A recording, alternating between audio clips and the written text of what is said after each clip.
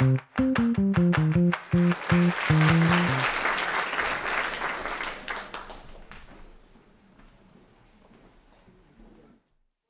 if we lose the next Neil Armstrong while scrolling on TikTok right now? Hi, my name is Hanga.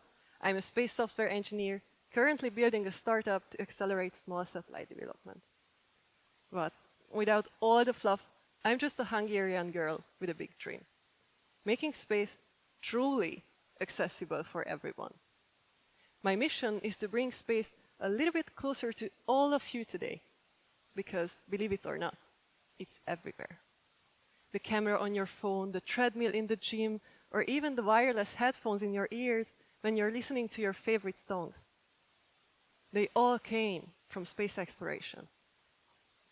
But imagine now a future where we have those rockets, satellites, probes, telescopes, all the cool stuff, but no people left to operate them.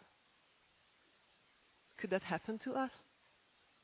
This sounds a bit dramatic, right? But actually, it's not that far from reality. Why care, you may ask? Well, because whether you want to work in space or not, this affects you too. The satellites that guide your navigation, forecast your weather, or monitor your planet, they all depend on people at the end of the day. People who might never have joined this field because no one ever told them they could. When I stepped into the space industry, there was this feeling that I didn't belong here, that I was too inexperienced, too young, too different. Okay, it's not working, but last month reality hit me hard again, and I had to give a speech at the conference where the room was full of men in their 40s or above. And everywhere I'd looked before, I saw the same, which just strengthened my fake beliefs about myself. Turns out, the European space sector has an average age of 44, and this number keeps climbing. Unlike many other industries, the sector still considers hiring the younger generation riskier and less efficient. Meanwhile, hiring a senior workforce can restrain budgets. What's the result? We are stuck, right in the middle. But what's the challenge here, really, you may ask? I mean, we can just hire younger talents, right? And then the problem is solved. Well, we actually struggle to attract and retain those younger talents, and the sector continues to concentrate heavily on the middle-aged brackets. This can lead to massive skill gaps or even simultaneous retirement of experienced professionals. If that happens, we would be left with those rockets and satellites, but basically no one to fly them. Throughout my struggles in the sector, I got to learn that this is a much bigger problem than my personal imposter syndrome. I cannot even count how many times I felt that I needed to quit and find another profession simply because I felt alone and stuck. Is this only me? I asked. To look for some answers, I looked into some statistics, because why not? And turns out, apparently not. Every third employee is considering changing jobs in the next 3 to 6 months. The next generation is twice as likely to shift, and they might not end up in the space field at all. What's even worse is that only every second person sees the benefit of space exploration. And the majority of them say that space is too advanced for their skills. They are not uninterested, but deeply disconnected.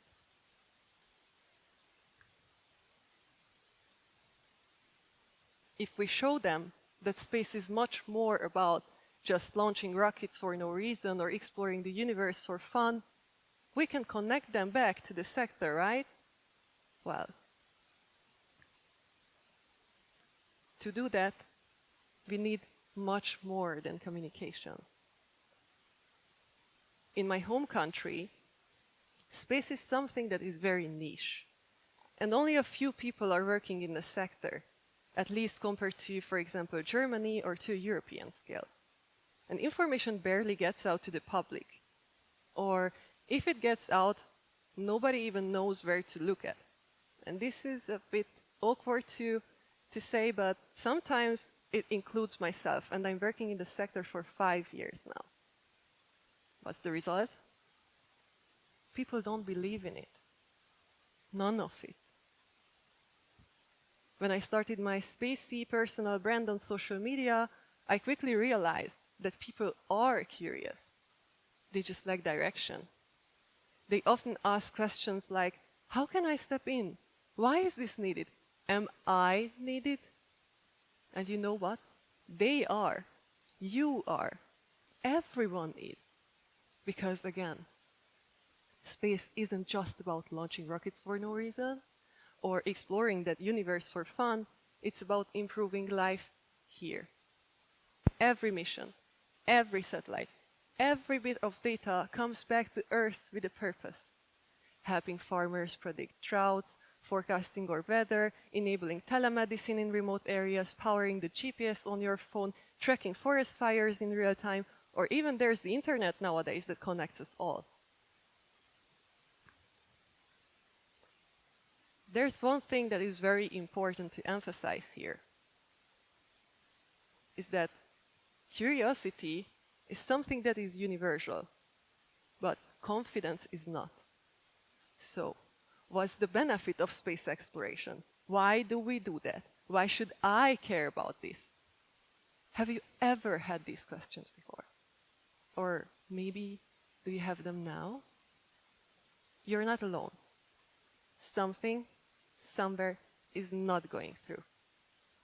And this is not just the industry's problem.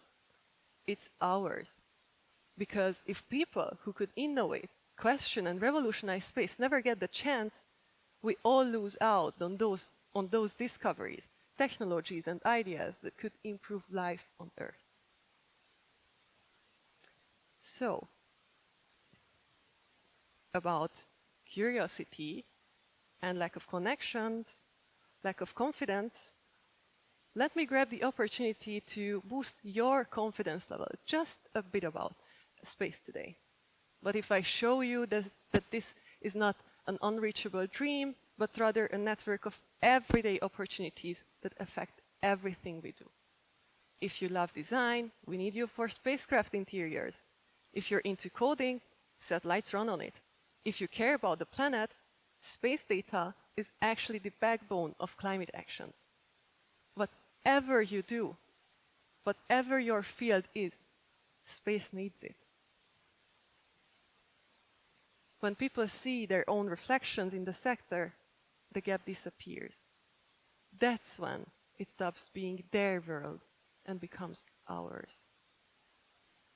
But how do we change this narrative even in ourselves? I propose by dismantling the built-up picture of the term space exploration and what it really means. Rather than simply discovering new worlds out there, why not redefine our own too, where space truly is for everyone? Why wouldn't it be cool to be rather one of many than be alone? To do that, we need honesty. Not just the glorified success stories, but the real, raw, unfiltered picture. Because most of the times, space is slow and boring because projects last for decades. But that's also what makes it beautiful, right? Behind every mission are teams of people, scientists, engineers, operators, communicators, you name it, who have to work in perfect harmony. Again, most of the times for decades.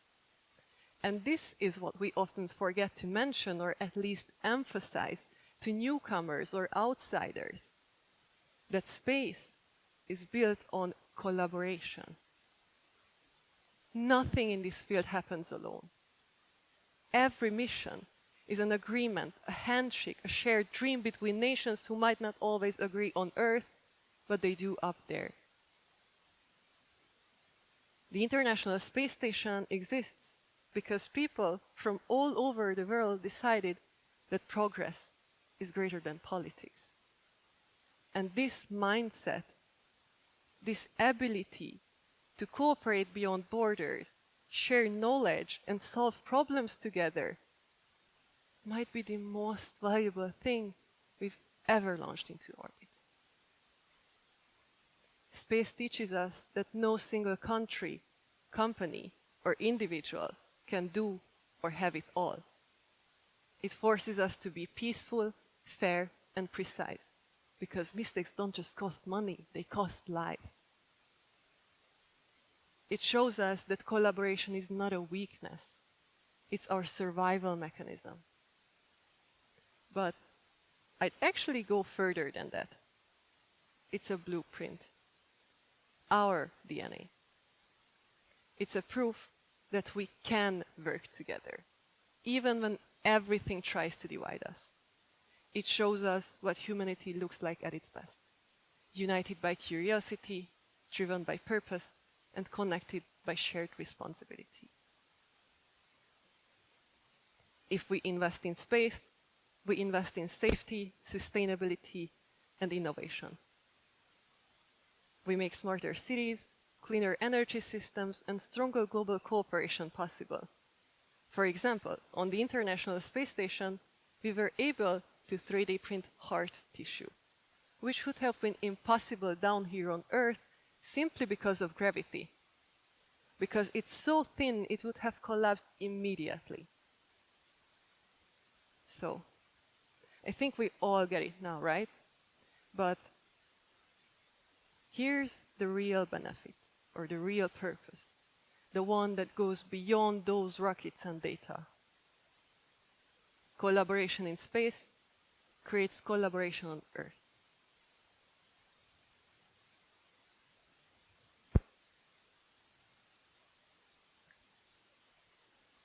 If we work together, we can make everything possible. And that's the important thing to emphasize. Maybe that's the real purpose of space exploration. Not just reaching farther, but coming closer. Because the trust built above the atmosphere ripples back down to Earth, strengthening diplomacy, education, and peace. And all in all, to work in space, you don't have to be a scientist, an engineer, a mathematician, or physicist. Yeah, forget that.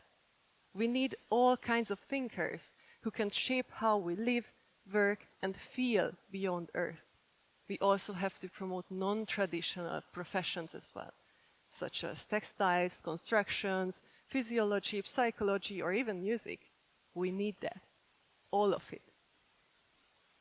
The key is in bringing space down into everyday life and making it truly accessible for everyone. If you don't remember much of this talk today, bring one sentence home. You are needed in space. Thank you very much.